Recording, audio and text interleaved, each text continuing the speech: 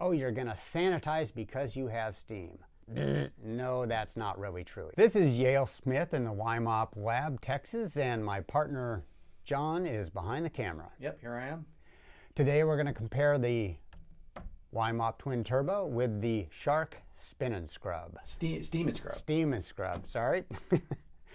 The first thing that you're going to notice right off the bat as a major difference is the absolute need of a power cord for the Shark Steam and Scrub, and the no power cord for the battery powered, the very long battery life of the YMOP Twin Turbo.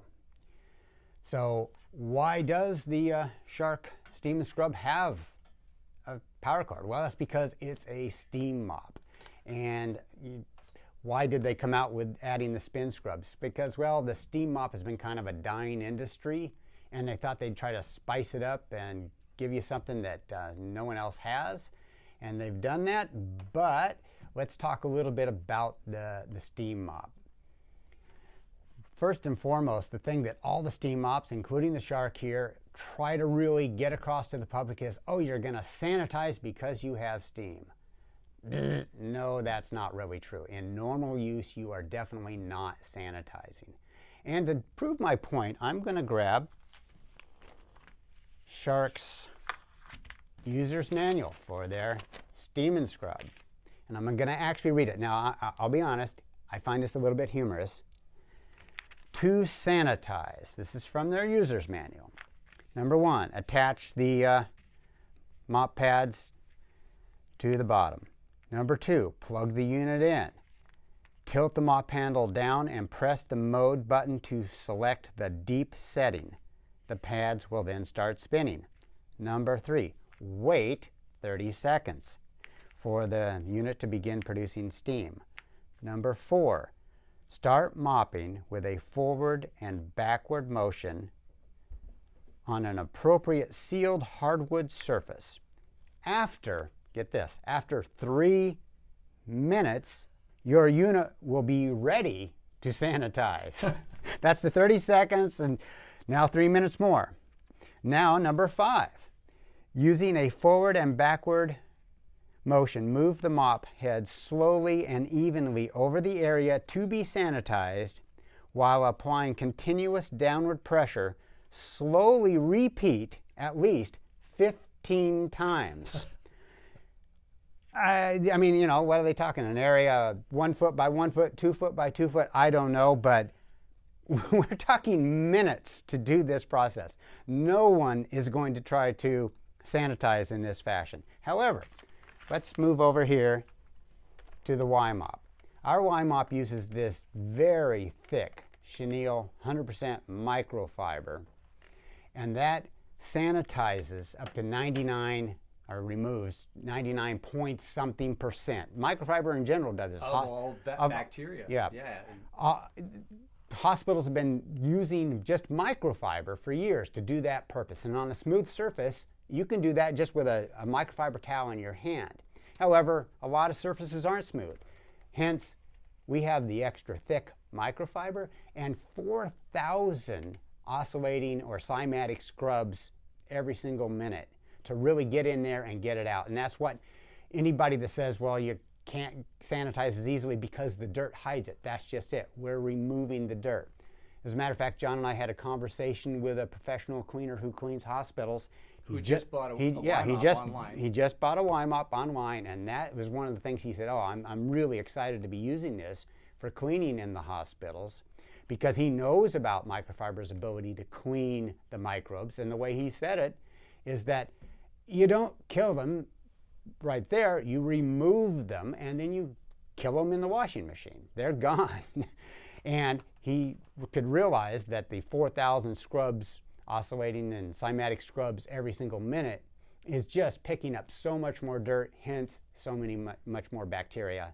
And so you're going to get that 99+% removal on even rougher surfaces than you normally would with just a regular sheet of microfiber in your hand or a non-motorized mop. Yep. Cymatics maximizes absorption. Absolutely. As a matter of fact, we can talk about the spinning. We found online that the Shark Steam and Scrub spins at 150 RPMs. Actually, a lot of steam mops go all the way up. Not steam mops, spin mops. Spin mops go all the way up to 250. So because this is plugged in for the steam takes a tremendous amount of power. I'm assuming the reason they had to drop it down to 150, because pretty much all the power from the wall current was taken up by the use of making the steam. So it's not spinning fast. But even aside from all that, spinning is just not a good way to transfer the dirt and the germs and the soil up into the pads, because it's skimming over everything, whereas our cymatic vibrations of 4,000 times a minute is lifting things straight up. As a matter of fact, if you want to kind of see a diagram of that, you can go to our website, ymop.us, and get a more detailed explanation. But it's using capillary action and accelerating that through the cymatics to pull it very quickly up into the mop head. And with such a thick mop head there, you could just keep pulling more and more dirt and germs out of the surface that you're cleaning. Yeah, it's micro high-speed blotting, essentially. So that is the huge difference between the two. And something else, I showed you the the user manual for the Shark. It's very thin. What it's filled with mostly is what not to do. I mean, really, do not, in bold letters all over the place. Don't do this. A lot of that has to do with the fact that steam, you can ruin a hardwood floor surface. A lot of things you don't want to do with the steam mop. The YMOP's user manual, quite thick, and what it's really filled with for the most part is very useful cleaning tips. They don't have a single cleaning tip to my knowledge except for how to sanitize, which I read you out of the Shark's owner's manual. But here we have a lot of very useful. And the reason that we have that is because we have useful features to tell you about versus something like the Shark Steam and Scrub. There's not a whole lot they can tell you because there's not a whole lot of use you can get out of the machine except for just sliding over your floors and kind of pretending you're sanitizing with the steam. Yeah. Do you think that the Shark Steam and Scrub, the user manual, was written by professional cleaners that are using hands-on experience? Yeah, that's a good point, John. Yeah, obviously Shark, big company producing all kinds of things. All these user manuals are just written by people that, I mean, the engineers probably aren't even writing them. They're making sure they get the numbers right. It's just written by people that's their job, is to write user manuals. And lawyers. And lawyers, yes. So, but the YMOP user manual, which was personally written by an expert copywriter, but what's his name again? I think it's John Nera. That's right, it is. Yes, who happens to be a professional cleaner. That's right. And also with Yale's help, who is a professional cleaner and has been building floor machines now. For what, close to 30 years? Close to 30 years. What do you build those floor machines for, Yale? Oh, for my own business, cleaning the most expensive carpets, rugs, and hard floor surfaces in the world. In the world, that's right. So these actually, and I really do encourage you to, when you buy your YMOP, to take a close look at the user manual, because you won't see that in other user manuals. Most people throw it away. This is actually quite useful. On our website, it's available for free. You just visit the website, and it's under, I believe, downloads. So we're going to show you a little bit of video, but they, of course, have the pivoting head, which everybody thinks is a feature. Obviously, with the spinning head, and you can't tilt it up on edge, so you're limited to just the weight of the machine pressing down, versus the YMOP. Use it normally or use the outrigger handle. Now you've got pounds per square inch on the edge or even up on the corner. Grout, difficult spots. And need I say, obviously, I'm a carpet cleaner, designed this. It cleans carpet. You can go over carpet. You're not cleaning carpet with this thing, that's for sure. Yeah, they don't mention that it's, in fairness, they don't mention that it is appropriate. Yeah, they're not trying to tell you it is, and it definitely isn't. And just one of those numerous things where differences that's quite extreme. Yeah. And then, of course, actually spin mops are a little wider than some of the motorized mops, say the WOW mop, but not even close to as wide as the 17-inch wide YMOP. Can you show us the wasted space where you can't get into corners, and also in the center of the machine. Yeah, well, Normally yeah, put the actually, pads why not? on. Yeah, I'll show you the Just pads. shove that into the close up there, and then we can kind of see how they go on. You have to put them on separately, as opposed to just popping on the mop head. Okay, so twin turbo. I mean, the angle would be all the way across here, but you've got this area in the middle here and here, and of course, we'll probably show you a video of it. It's round. You can't clean corners. Right, and so that center section is wasted. Is Now show us wasted. the wasted sections in the YMOP Yeah. twin turbo. Of course, you know, our vibrating plate is underneath this. Every square millimeter is taken up and utilized for the act of cleaning. What about the wraparound Velcro, which lets you boot the towel up so you can do baseboards? So the Velcro is here. You wrap up front, back sides, and you can go right up against a wall, baseboard, right into the corner of a wall. Grout? Tip it up on to clean grout or just a difficult spot. And like Show us the wraparound Velcro on the Shark steam. You can go up to the wall, but it's not going up the baseboard. Oops, and I just flipped that around. So let's talk a little bit about these mop heads. I'm going to move this over here. So right off the bat, you can see, I'll flip this over, that the YMOP mop head is much thicker. But one of the things I'm going to show you, this is kind of the things I like to do in the lab. I always want to know how much something weighs. I have my little scientific scale here. So these two little mop heads come to about 94 grams. I don't know if it's going to probably change because I'm sliding it around, but it's in the ballpark there. Now let's put the YMOP mop head on there. So it's about what, 185 grams. So that's about pretty close to exactly twice as much, but that doesn't tell the whole story. The YMOP mop head is two portions. The portion that contacts the floor, which is the 100% microfiber chenille, very thick. And then the loop side for Velcro, nylon loop. The Shark has some with my finger, it's just very flimsy loops of microfiber. That's the white stripes, and then around the border. This gray is either a polypropylene or possibly a nylon, not sure which. And then on the back you have their bit for connecting the Velcro, so it's probably a nylon mesh. Some plastic in there just for mounting or yeah, something. well, they got a plastic disc to hold it steady, because if you did Velcro only, it wouldn't be centered, and that would make it a real pain. But even more, I found when I squeeze it together, I am feeling a very stiff plastic mesh between the two layers. So we weighed this at 80-something grams for the two of them.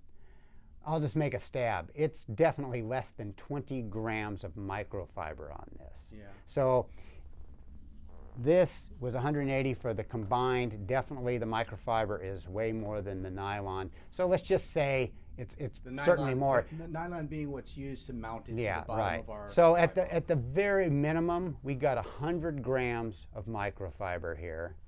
And they have, at the very maximum, 20 grams of microfiber. And in our one mop head, it's an absolute minimum of 100 grams of microfiber. Well, so the amount... give or take a little, but pretty close. Yeah, so that shows you that the amount of... That's where the cleaning takes place, is where the microfiber hits the road, so to speak. So that kind of wraps it up.